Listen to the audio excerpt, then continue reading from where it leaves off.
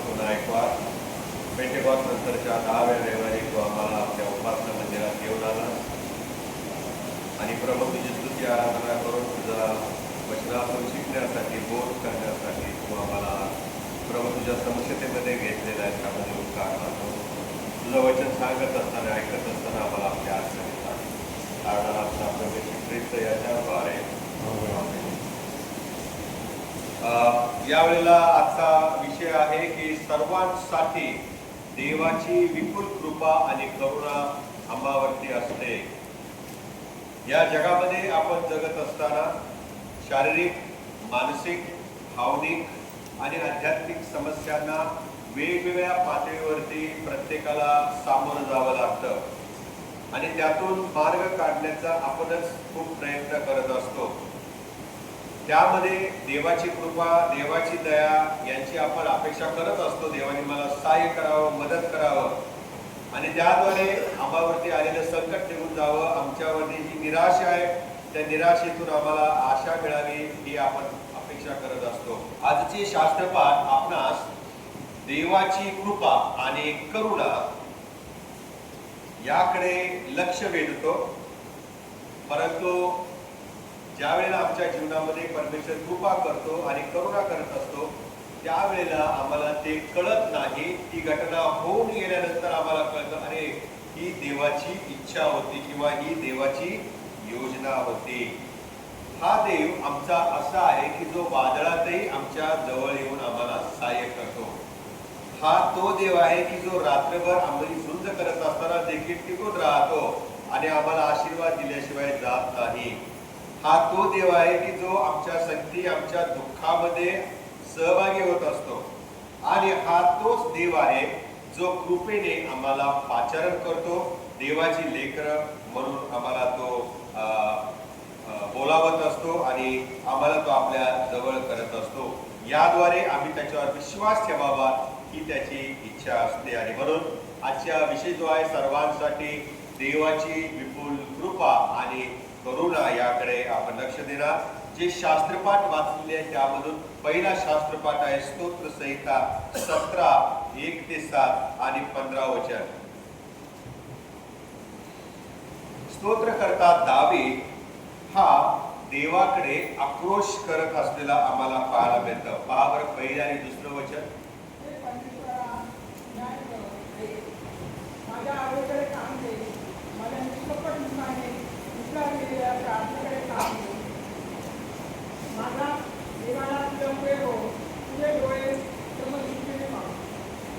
तुझी अद्भुत कृपा मला दाखव, कारण तू आपल्या उजव्या हाताने आश्रय मागणाऱ्यांचे रक्षण करशील. बरोबर की नाही? परमेश्वराकडे हा स्तोत्रकर्ता रडत आहे, आक्रोश करत आहे, कारण त्याला दुःख झालेलं आहे, त्याच्यावर अन्याय झालेला आहे, त्याच्या बाबतीमध्ये गैरसमज झालेला आहे. आणि म्हणून वचन 6 आणि 7 वाचावर काय म्हटलेलं आहे, ज्यामध्ये दावीद देवाला काय विनंती करतो.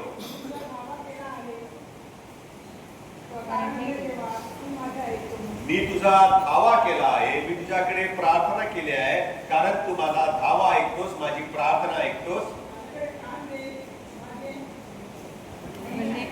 माझ्याकडे कान दे आणि माझी प्रार्थना आहे. हे परमेश्वराला तो आरोळी मारत आहे, प्रभूकडे तो विनंती करत आहे.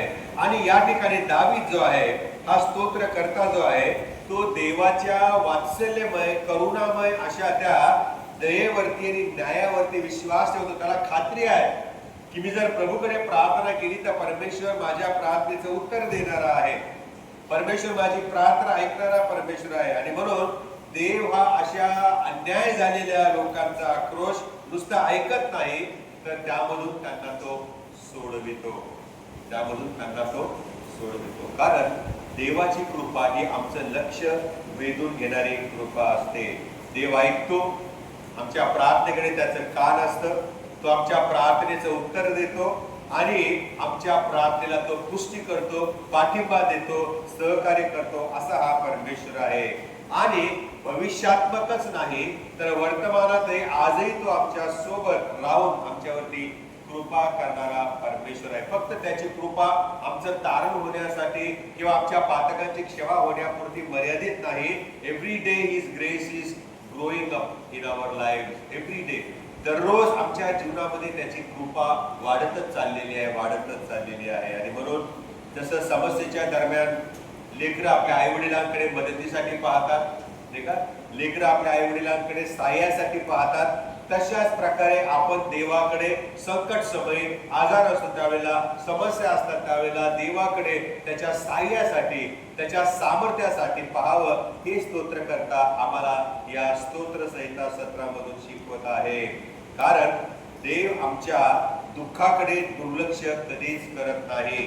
तो आमच्याकडे प्रेमळ न्यायाने पाहतो आणि तो आम्हाला मुक्ती देतो. इजिप्तमध्ये काय झालं प्रियानो? देवाचे लोक, इस्रायल राष्ट्र हे सगळे फारोच्या जुलमी दास्याखाली काबाड कष्ट करत होते आणि घाम गाळत होते. त्यांना त्यांची रोजीरोटी व्यवस्थित दिली जात नव्हती. त्यांच्यावर अन्याय झालेला होता आणि अव्वाच्या 1.25 तास काम करून त्यांना मोबदला कमी देत होते. न केलं काम तर फटके मारत होते. आपण तो चित्रपट पाहिला असेल नाही का, 10 कमांडमेंट्स वगैरे. तर त्यामध्ये अशा प्रकारे हे इस्रायल राष्ट्र परमेश्वराकडे रडत आहे, आक्रोश करत आहे. आणि त्यावेळेला स्वर्गातून परमेश्वराने त्यांचा आक्रोश ऐकला, त्यांच्या दुःखाकडे पाहिलं आणि त्याने मोशेला त्यांच्या मुक्तीसाठी पाठवलं. परमेश्वर नुसतं आमच्या प्रार्थना ऐकत नाही, तर तो आमच्या समस्येतून आमच्या प्रार्थनेचं उत्तर देण्यासाठी धाव घेणारा परमेश्वर आहे. दुसरा शास्त्रपाठ आहे, दुसरा मुद्दा फार महत्वाचा आहे. तो म्हणजे देवाच्या कृपेशी आम्ही अनेक वेळा संघर्ष करत असतो. उत्पत्तीचं पुस्तक 32वा अध्याय 22 ते 31 या वचनामध्ये आम्ही पाहतो की याकोब आम्हाला या ठिकाणी दिसतो. ही अशी व्यक्ती आहे जी स्वतःच्या भूतकाळापासून पळून जात होते. स्वतःच्या भूतकाळापासून पळून जात होते. आम्ही आमच्या जीवनामध्ये भूतकाळ आठवतो त्यावेळेला आम्हाला असं वाटतं की नको बाबा, हे काय बरोबर नाही, देवाचं काम आम्ही करू शकणार नाही. आणि आपण देवाच्या लोकांपासून, चर्च पासून, चांगल्या गोष्टींपासून पळ काढतो, निघून जातो, एकटंच राहायला बघतो. आपल्याच लोकांच्या मध्ये, आपल्याच फ्रेंड सर्कल मध्ये आपण आनंदी राहण्याचा प्रयत्न करतो, जसं या याकोबानं केलेलं आहे. कारण त्याला भूतकाळ आठवत होता स्वतःचा, काही त्याने चांगलं केलेलं नव्हतं, आपल्या भावाला त्याने फसवलेलं होतं आणि तो पळून गेलेला होता रानामध्ये. आणि भविष्य पण त्याला भीती वाटत होते, भाऊ केव्हा येईल आणि आपल्याला मारून टाकेल. त्यामुळे भीतीची, भविष्याची पण भीती त्याच्या मनामध्ये दडलेली होती. आणि म्हणून अशा या विचित्र कोंडीमध्ये अडकलेला असताना, गडद अंधारामध्ये तो अडकलेला असताना एकटाच होता. कसा होता? एकटा. त्या रात्री त्याची गाठ एका पुरुषाशी पडलेली आहे असं शास्त्रपाठात आम्ही वाचलं. आणि तो त्या पुरुषाशी चोंबी करत आहे, झगडा करत आहे. काय झगडा करत आहे? काय स्टेटमेंट आहे याकोबाचं?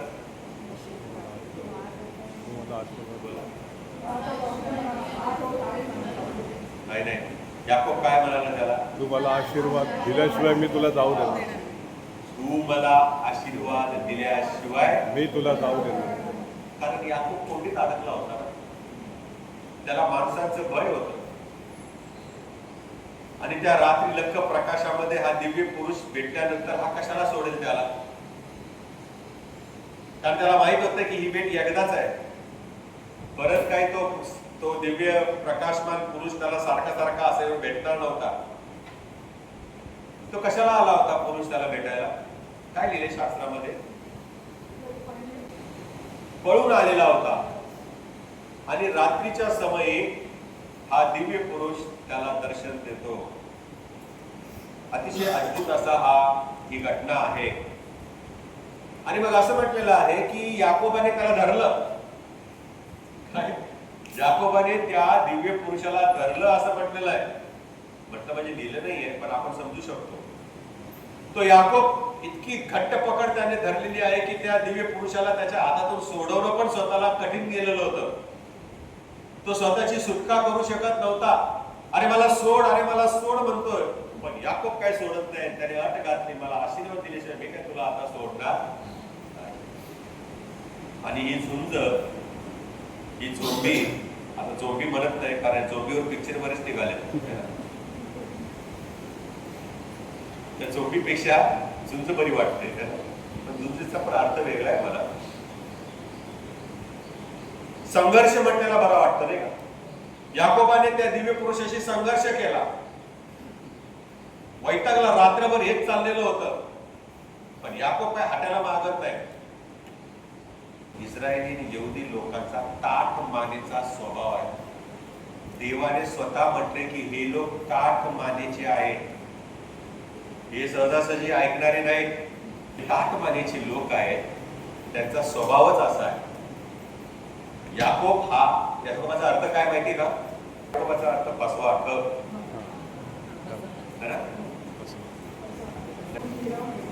हिरावून घेतलेला फसवा. आणि फसवलं त्याने त्या दिव्य पुरुषाला. म्हटलं मला आशीर्वाद दिल्याशिवाय मी तुला सोडणारच नाही. शेवटी त्या दिव्य पुरुषाला माहिती नाही काय त्याने आशीर्वाद दिला किंवा काय, परंतु सकाळ होत असताना प्रियानो आम्हाला पाहायला मिळतं की ही झोपी किंवा हा संघर्ष चालूच आहे. आणि त्या संघर्षामध्ये याकोबाच्या मांडीचं हाड काय झालं,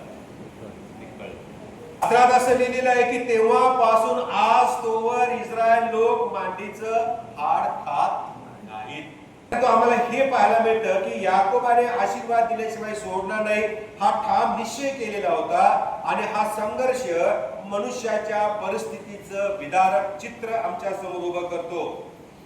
तो स्वतः दोषी आहे म्हणून देवाची कृपा तो मागत आहे, तो प्रयत्न करत आहे आणि समर्पण आपल्या त्या दिव्य पुरुषाला करत आहे. आणि यामध्ये मनुष्य आजही अडकलेला आहे. आम्हाला नेहमी देवापासून आशीर्वाद हवे असतात, पण देव आमच्यामध्ये बदल घडवू इच्छितो. या गोष्टीला मात्र आपण विरोध करतो. तेवढं सोडून बोला,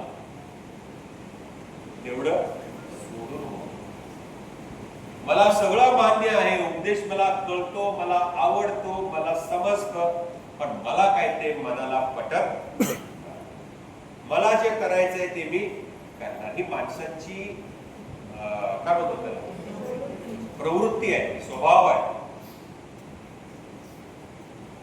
याकोबाला मग नवे नाव मिळाले.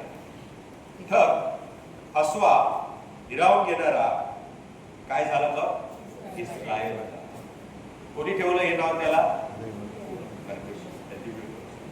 आजपासून तुला इस्रायल म्हणतील. म्हणजे काय, इस्रायलचा अर्थ जो देवाशी संघर्ष करतो.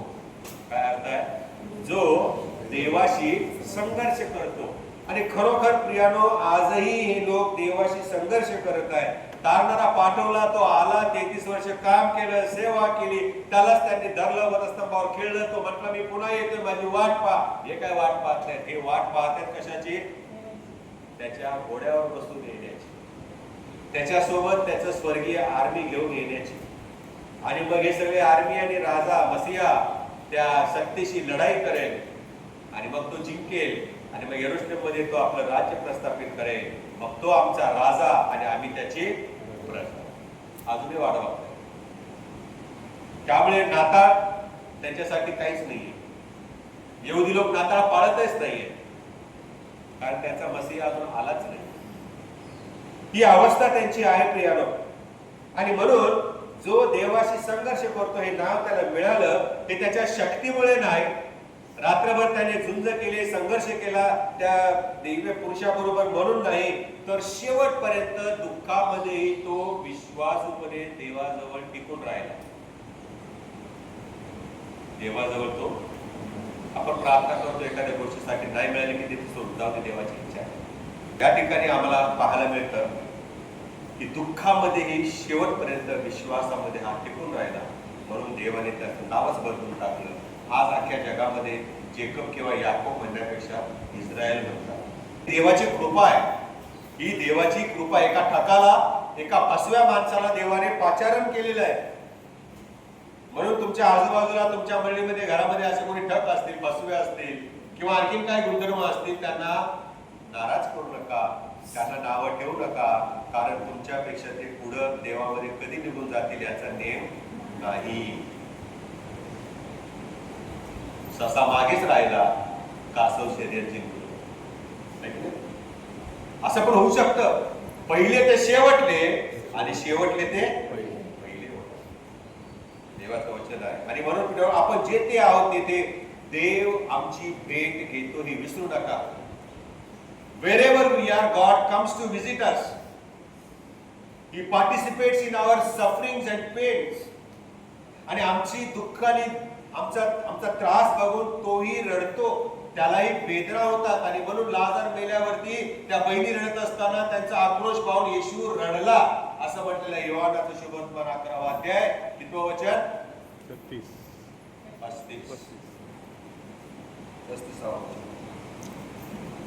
आमच्या संघर्षामधून देव आमची भेट घेतो आणि आमच्यात बदल घडवतो, आमचं तो परिवर्तन करतो.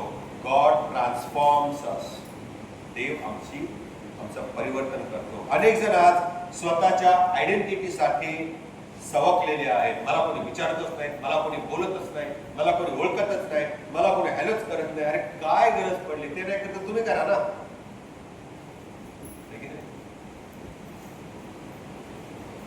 आम्ही किती चांगले आहोत ते प्रूव्ह करण्याचा, मी कोणीतरी आहे दाखवण्याचा, मी अस्तित्वात आहे हे सिद्ध करण्यासाठी प्रत्येक माणूस झगडतोय.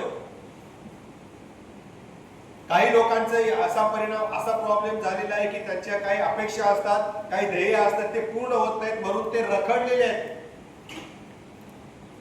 ते नाराज आहेत, निराश आहेत ते आपल्या जीवनामध्ये. काही लोकांना मागील चुका त्यांच्या आयुष्यातील आठवतात आणि सैतान फार प्रॅक्टिस करतो. आम्ही जेव्हा देवामध्ये वाढण्याचा प्रयत्न करतो तेव्हा तो आम्हालाच आमच्या भूतकाळातील चुका दाखवतो. सगळं अरे तू हे केलेस, तू हे केलेस, तू हे केलेस. मग काय करतो तो? आपल्याला डिस्करेज करतो, निराश करतो. आपण नाही झालो तरी दुसरी माणसं आपल्याला निराश करतात. मला माहिती तू काय केलंयस.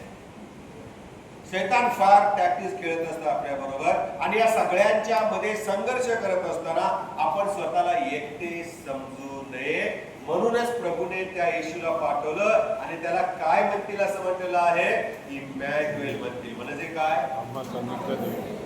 फक्त सुखामध्ये असतानाच इमॅन्युएल नाहीये, दुःखामध्ये असताना देखील तो आमचा इमॅन्युएल, आमच्या सोबत राहणारा परमेश्वर आहे. याकोबाप्रमाणे आमची पण संघर्षाची रात्र ही सकाळी परिवर्तन करणारी रात्र होऊ शकते, एवढं लक्षात ठेवा. अनेक रात्री आपण पण रडत असतो त्या बिछाण्यामध्ये, आजूबाजूला आपल्या घरातली माणसं झोपलेली असतील पण एकटेच आपण रडत असतो. अनेक वेळा अनेक माणसांच्या जीवनामध्ये अशा समस्या येतात,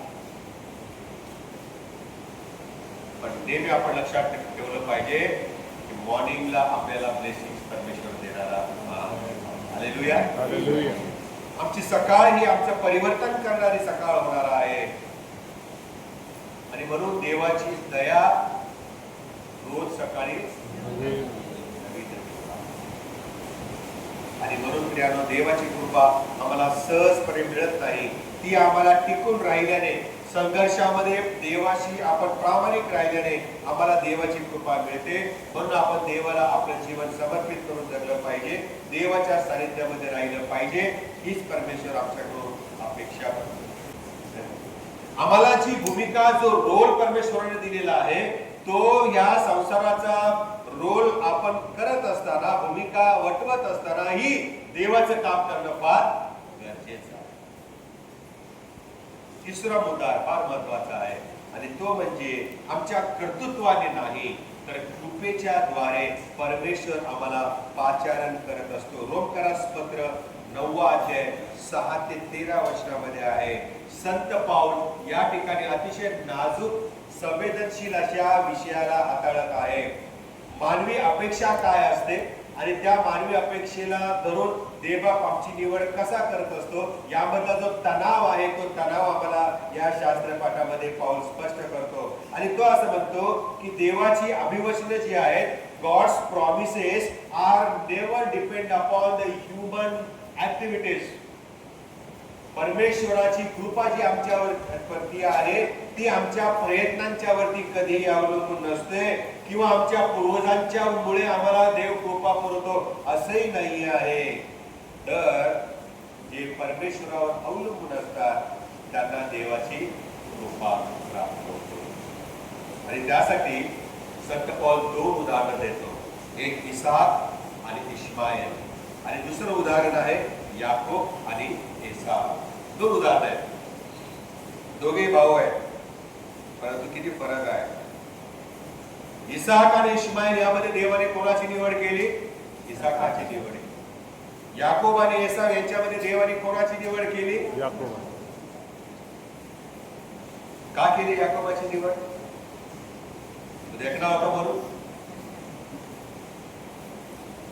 फसवा होता म्हणून?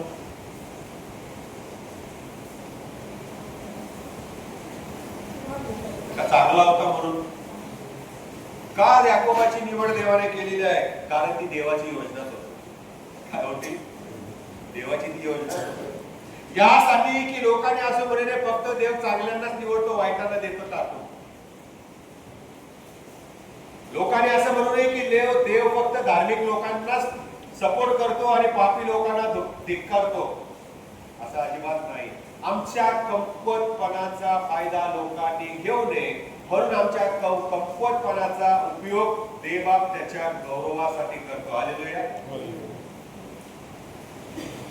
आणि म्हणून संत पौलाला परमेश्वर असं म्हणाला की सर्व अशक्तपणामध्ये माझी शक्ती पूर्णतेचा. इन युअर विकनेस, आमच्या अशक्तपणामध्ये देवाची शक्ती, पॉवर ऑफ गॉड, हे आम्हाला नेहमी पूर्णतेच देतं, फुलफिलमेंट पर्यंत नेतं. आणि ही देवाची कृपा आहे. आम्ही आमच्या कर्तव्याने कर्मामुळे ती मिळू शकत नाही, कारण देवाची कृपा देव स्वतःहून करत असतो.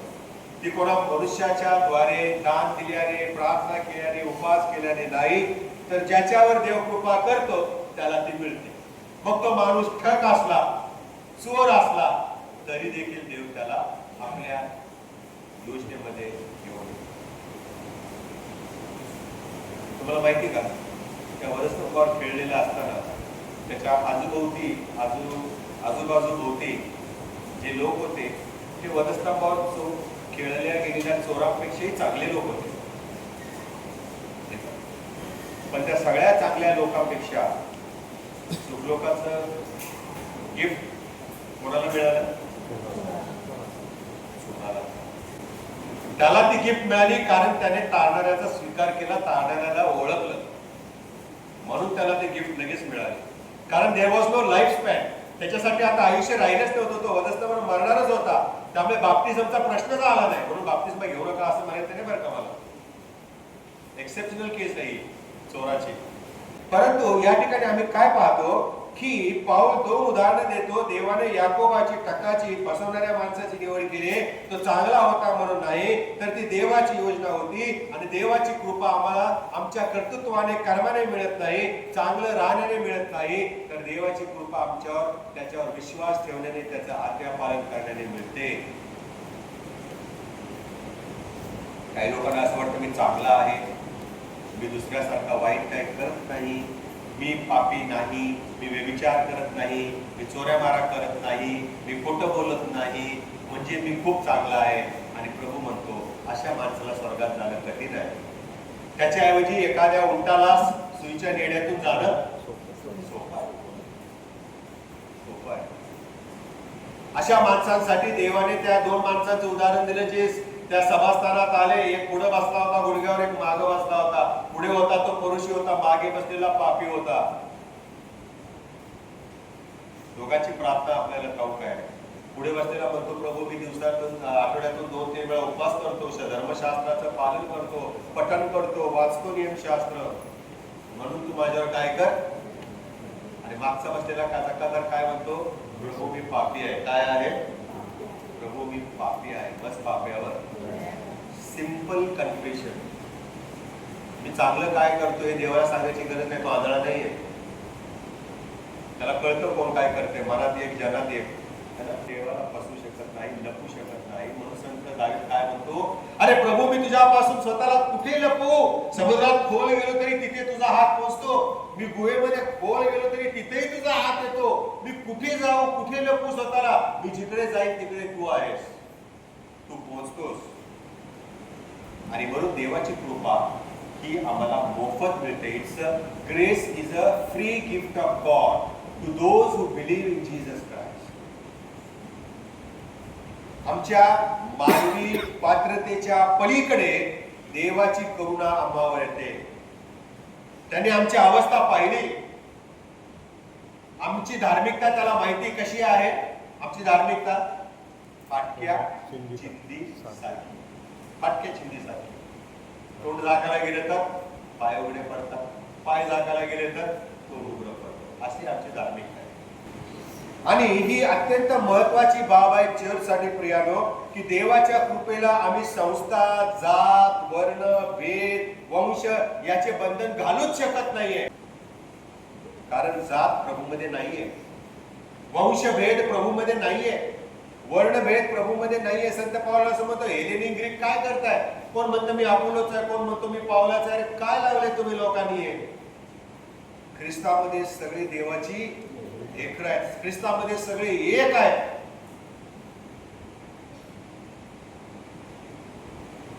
अनेकदा देव आमच्यावर कृपा करतो, करुणा करतो, दया करतो आणि आमच्या अपेक्षेच्या पलीकडे देव आम्हाला देत असतो. म्हणूनच कधी कधी आम्ही आमच्या जीवनामध्ये आश्चर्यचकित होतो. जेव्हा देवबाप त्याचं कार्य दुसऱ्याच्या जीवनात करतो तेव्हा आपल्याला आश्चर्य वाटतं, कारण हे कसं काय, याला कसं काय सापडले, याला कसं काय देव चालवतो, हिला कसं काय देवाचा आत्मा चालवतो. मद्यप्राशन करणारा सुवार्तिक कसा काय बनतो, चोऱ्या करणारा देवाची सेवा कशी काय करतो, व्यभिचार करणाऱ्याला देवबाप कसा पाचारण करतो. आम्हाला आश्चर्य वाटतं. पण देवबाप अशांच्या साठीच आलाय, कारण त्यांना माहिती या प्रत्येक पाप्यासाठी माझा पुत्र येशू ख्रिस्त वधस्तंभावरती मरण पावला. प्रत्येक जीव परमेश्वराला महत्वाचा आहे, मोलाचा आहे. कारण he has paid ransom. त्याने खंडणी भरून आम्हाला विकत घेतलेला. आणि खंडणी पैशाची नव्हती प्रियानो, एखाद्या निष्पाप जीवाची होती, एखाद्या निष्कलंक मनुष्याच्या रक्ताची होती खंडणी. हेच तर देवाच्या कृपेचं रहस्य आहे. मंडळ्या का वाढत नाही? कारण आम्ही एकमेकाचं माप काढतो. काय करतो? माप तर घेऊनच उभा असतो. त्यामुळे आपणही करत नाही देवाचं काम आणि दुसऱ्यालाही करू देत नाही.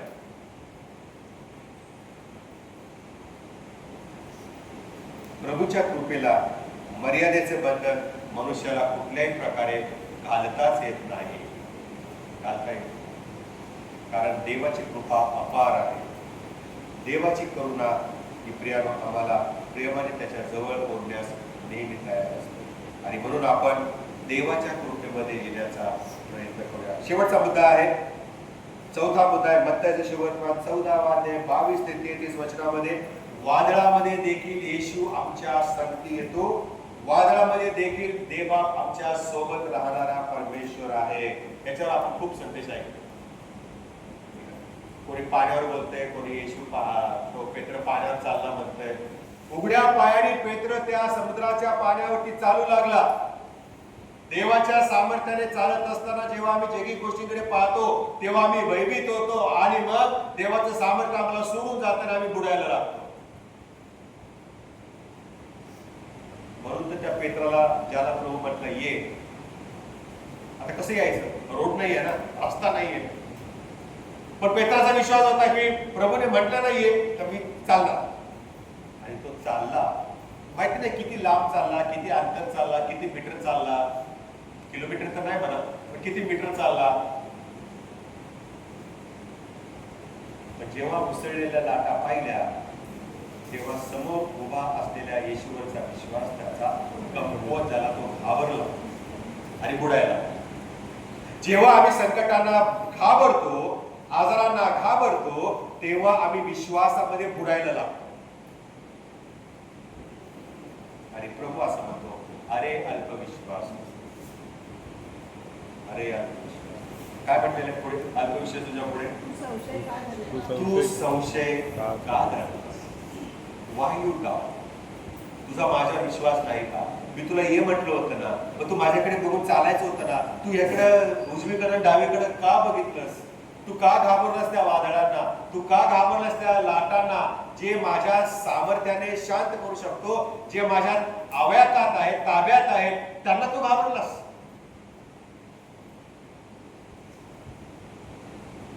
कृपा आणि करुणा यांचं मिलन. या ठिकाणी कृपा आणि करुणा यांची संगम असलेल्या सुवर्तमानामध्ये एक सुंदर उदाहरण आहे. शिष्य वादळामध्ये अडकलेले आहेत, त्यांना संकट मोचन करणारा कोणीतरी पाहिजे. येशू काय तिथं बोटीत नव्हता. येशू प्रार्थनेसाठी त्या डोंगरावर गेला होता एवढंच त्यांना माहिती. आणि म्हणून त्या लाटांच्या मध्ये, वाऱ्यामध्ये, ते वादळामध्ये अडकलेले असताना भीतीने त्यांना ग्रासून टाकलेलं आहे, त्यांना असह्य वाटू लागलेलं आहे. पण येशू त्यांच्याकडे येतो आणि म्हणतो, अरे का तुम्ही संशय करता, मी आहे. काय म्हणता येशू? वारा चोंचा असल्यामुळे किनाऱ्यापासून बऱ्याच अंतरावर तारू लाटांनी हैराण झालेले होते. पुढे काय लिहिलेलं आहे? 25वा वचन.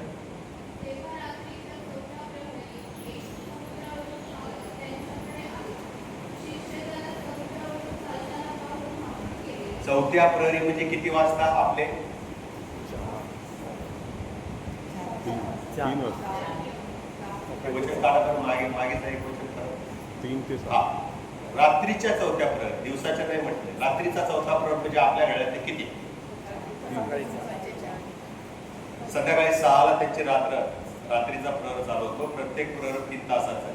संध्याकाळी 6 पासून 3 तासाचा चौथा प्रहर किती वाजता होईल? 3 वाजता. साखर झोपेच्या वेळेला, गाढ मनुष्य झोपेमध्ये असतो त्यावेळेला चौथ्या प्रहरी येशू समुद्रावरून चालत त्यांच्याकडे आला आणि काय म्हणाला? पुढचं वचन, धीर धरा, मी आहे, भिवू नका.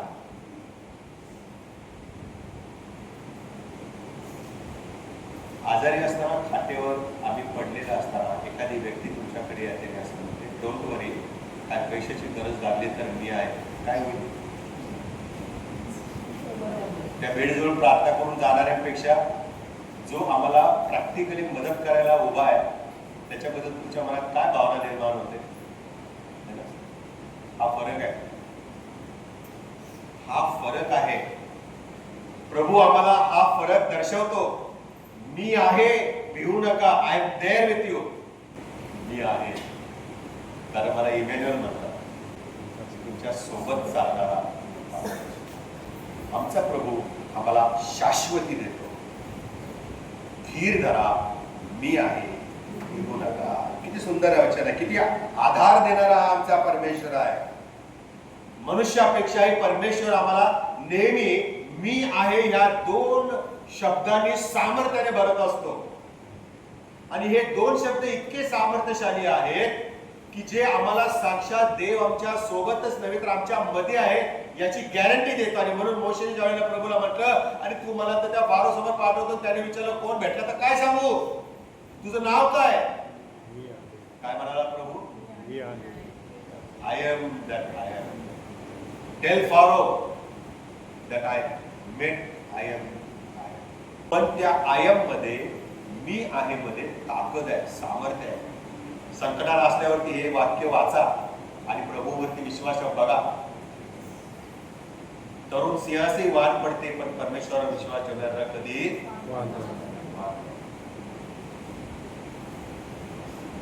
कॉन्फिडंट वॉक तुमचा असेल. धैर्याची वाटचाल करा. आलेल्या संकटावर सहज मात करून पुढे निघून जा. कारण देवाच्या कृपेला मर्यादेचं बंधन आम्हाला घालता येत नाही.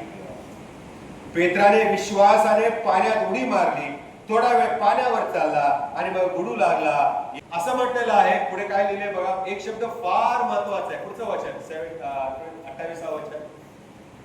तेव्हा पेत्राने उत्तर दिले, प्रभूजी आपण असाल तर पाण्यावरून आपल्याकडे येण्यास मला सांगा. पुढे त्याने म्हटले, ये.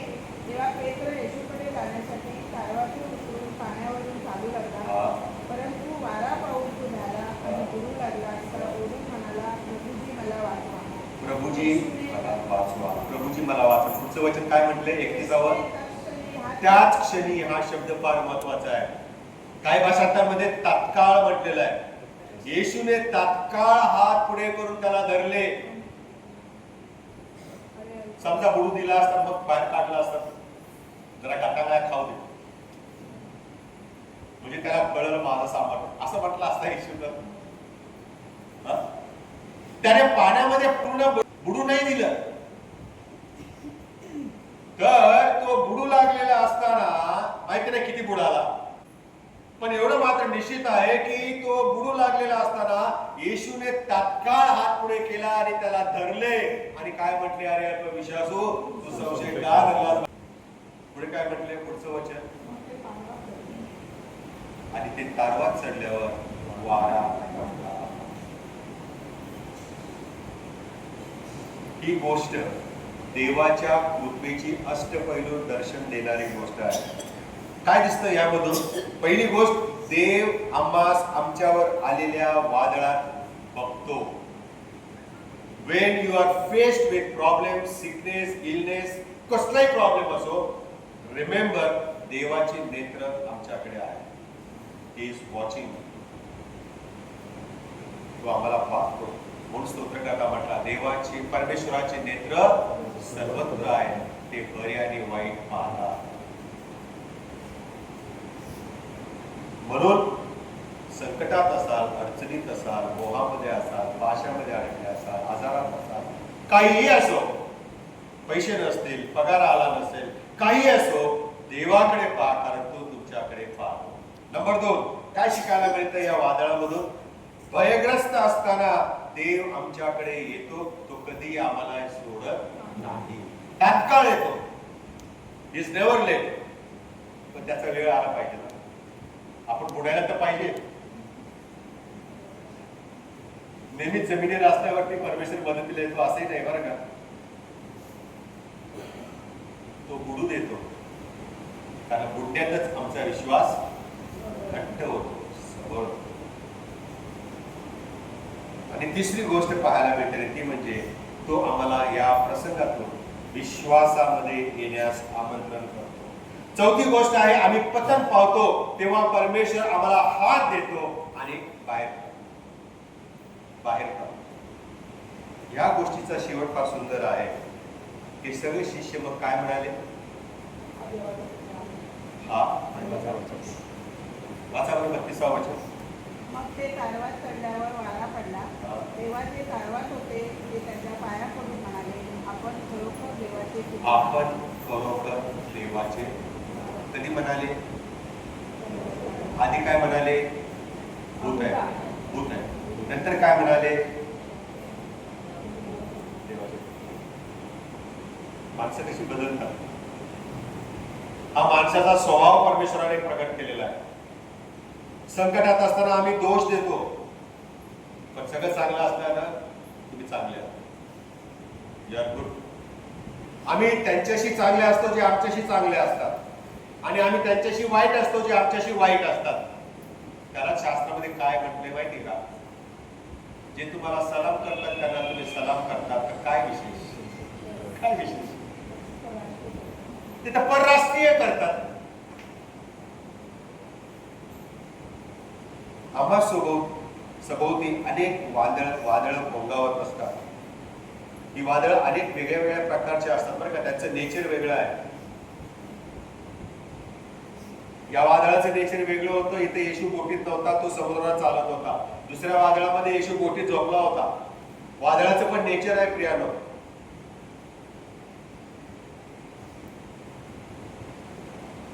आम्हा सभोवती वैयक्तिक वादळ भोंगावत असतात. आमच्याच समस्या आम्हाला भोंगावत असतात. कधी कधी आमच्या सभोवती आमच्या चिंता, स्वतःच्या आयुष्याची चिंता, नोकरीची चिंता, घरातल्यांची चिंता भोंगावत असते. तर काही लोकांच्या सभोवती समाजामध्ये आम्हाला जे दुःख देतो समाज, ते दुःख आमच्या सभोवती वादळासारखं भोंगावत असतं. ख्रिस्ती समाजाला राष्ट्रीय पातळीवरती हिंसेला सामोरं जावं लागत आहे.